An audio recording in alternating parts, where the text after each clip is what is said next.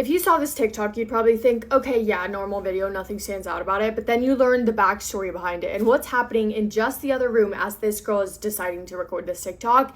And it's evil. There's no other word for it. It's literally vile, pure evil. Nicola Priest was a teenager living in the UK with her mom, sister, and her stepdad. They were living just outside of Birmingham. And she was living a life of a typical girl her age. She was posting on social media, doing her makeup, going out with her friends. She had an active TikTok profile where she would post videos of herself dancing, makeup tutorials, just little clips of her everyday life. But her entire world changed when she found out that she was pregnant at 17 years old. Nicola gave birth to a baby girl in 2017 and she named her Kaylee Jade Priest. The father was not in the picture, so of course the baby lived in the same house as Nicola and her family, and Kaylee was the cutest little girl. Anyone who met her outside of the family would tell you that she was just the sweetest little girl. On social media, specifically on TikTok, Nicola began posting videos of her daughter. The two of them would do dances together, they would play, they would hang out, and if you watched the videos, you would probably think, oh, cute, mother, daughter, so sweet. Wrong. Nicola was the worst mom because she could not have cared any less about her daughter if she tried. Nicola never bathed her, fed her, changed her diapers, and didn't play with her. She honestly hardly even talked to her, and when she did spend time with her, it was only because she had to.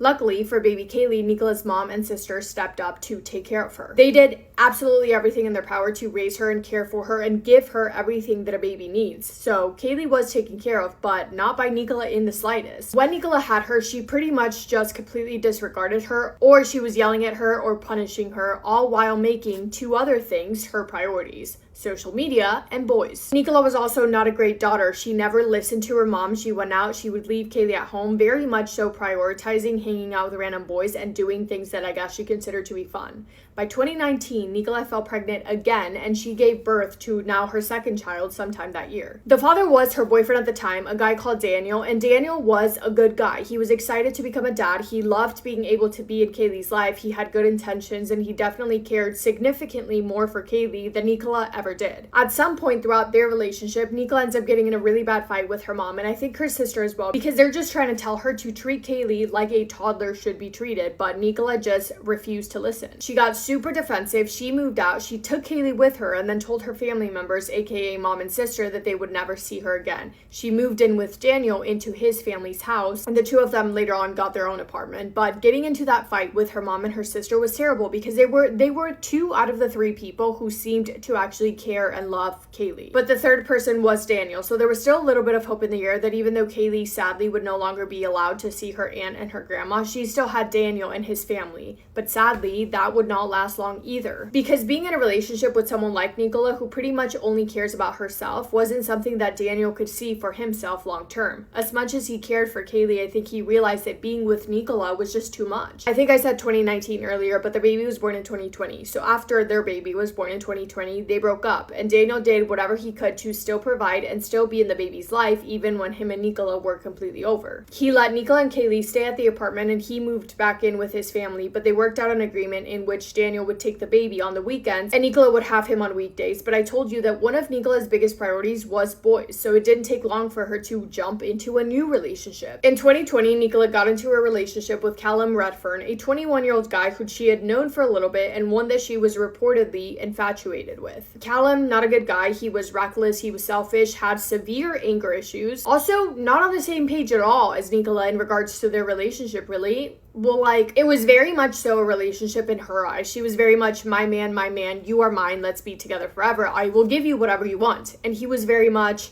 a man has needs, you meet my needs, but that's about the only thing that you do for me. So whatever thing they had to him was very much physical versus in Nicola's eyes was very much emotional. But Callum, also great at not caring, so he pretty much just led Nicola on, let her believe whatever she wanted to believe. So their relationship was weird and the opposite of healthy, but it was different in the way that Nicola now not only cared about herself, she actually cared a lot about Callum. Yet that meant that Kaylee, her 3-year-old daughter, got even less attention from her, if that's even possible. Not only did Nicola not care about Kaylee, she often yelled at her, she called her names, she would punish her. I mean, you would think that this 3-year-old little girl was her biggest enemy by the way that she treated her. Add to that, Callum and his selfishness and his anger issues, it was quite the perfect recipe for disaster. Neighbors living below Nicola's apartment at times heard loud noises coming from upstairs, followed by Kaylee crying. On one occasion, a neighbor allegedly heard Kaylee crying, and Nicola say afterwards, quote, "I'll just say that she fell off the bed," end quote.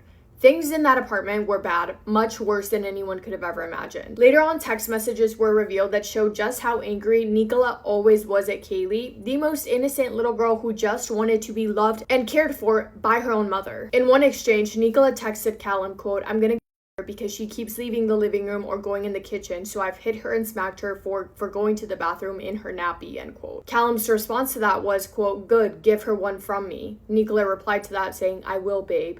Just days after those text messages, the horrible events of today's case would occur. The last full day of Kaylee's life began ordinarily enough. On Saturday, August 8th of 2020, CCTV cameras recorded Nicola and Kaylee leaving their apartment. And as per usual, Nicola seems extremely uninterested in her. Kaylee is looking at her the entire time. Nicola does not look at her once, completely ignoring her. She walks in front of Kaylee, keeping her distance with almost no physical or verbal interaction between the two of them the entire time. When they returned back home, Kaylee appeared well, walking, talking, moving normally. Oh, and also the baby this weekend was with Daniel, so it was only Nicola, Callum, and Kaylee now at their apartment. At around 7 p.m. that night, Kaylee was put to bed. Nicola and Callum were in the living room along with a friend that Callum had over. But like many children her age, Kaylee did not want to go to sleep. She wanted to stay up. She wanted to play, so she began to cry, calling out, wanting to be let out of her room. But Nicola and Callum, they wanted to be intimate with each other right then and there. Why not?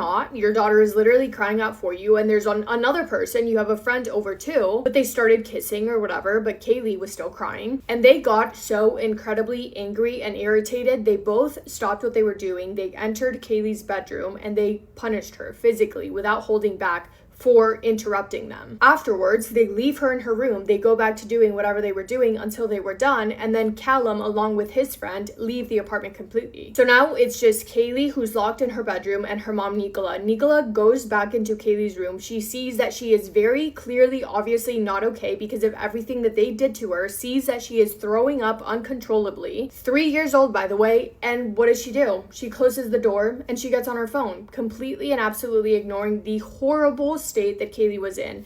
What exactly happened in that apartment has never been fully established because both Nicola and Callum ended up blaming each other entirely, but the injuries that Kaylee sustained tell us enough. Kaylee had catastrophic injuries to her chest and abdomen, a torn intestine, fractured ribs, a fractured sternum, and a deflated lung.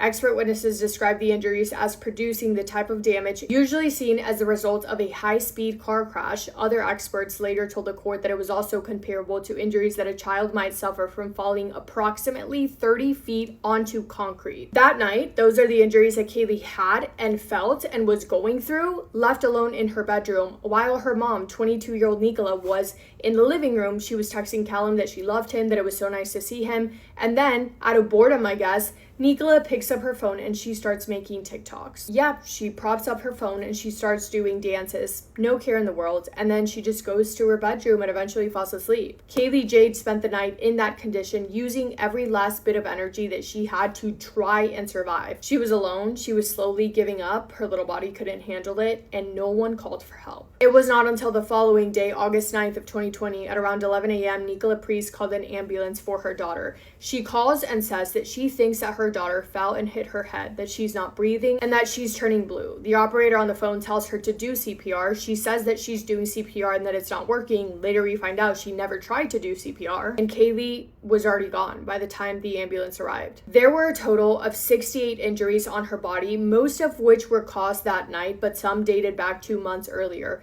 Medical staff was able to determine that because of the way that they looked, meaning that this awful treatment of Kaylee had been going on for weeks, months before that final night. Authorities arrested both Nicola Priest and Callum Redfern, and you will not be shocked to hear that anything and everything Nicola told authorities were lies. She was full of fake stories, attempting to make everything seem like it was an accident, but it was obvious to any person that saw her and spoke to her that she was a mother who did not in the slightest care about her daughter. Callum tried claiming that he wasn't even in the apartment, that he didn't stay the night there that night, and that he knew nothing, which is true, but he was fully responsible as well. Both of them fully denying any responsibility, and eventually both of them fully turning on each other. They must have realized, I guess, that authorities were not buying into their lies, so instead they pointed the finger of blame entirely at each other. When asked how Kaylee's passing had affected him, Callum only responded with, quote, "It's not my child, it's not really affected me," end quote.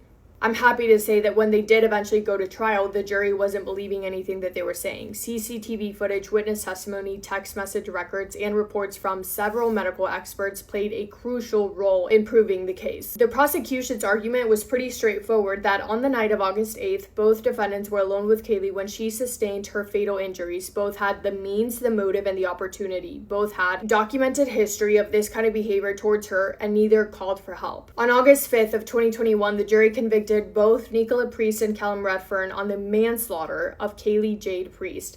They were found not guilty of murder because of a lack of evidence, because they were unable to determine exactly who did what and what part they played. They were found not guilty of murder, but instead guilty of manslaughter, which is crazy to me, and I'm sure to many of you as well. Nicola was also found guilty of a separate charge relating to Kaylee's older injuries. She was sentenced to only 15 years in prison for manslaughter and 3 years for the second charge, and Callum was sentenced to only 14 years. When Nicola's mom, Kaylee's grandmother, found out, she was absolutely shattered, as you can imagine. She had been the only one, along with Nicola's sister, that ever tried to raise the alarm on how bad, how awful of a mother Nicola was, and they had been the only ones that had loved Kaylee since the moment she was born. This is a statement from her, quote, "I could never stop staring at that smile on her beautiful face. I loved every moment watching her develop to nearly school age. Kaylee Jade deserved to show the world who she could have been and what greatness she could have brought to this world. Nanny will forever hold you in her heart," end quote. Yeah, I really have no words. Also baffled at the sentence that they got. But that is all for me today. Thank you for spending time with me today and for listening to little Kaylee's story. I hope you guys are having the best day. If not, go do something to make it the best day. Make somebody happy, and I will see you in my next video. That's a kiss on the forehead to every single one of you.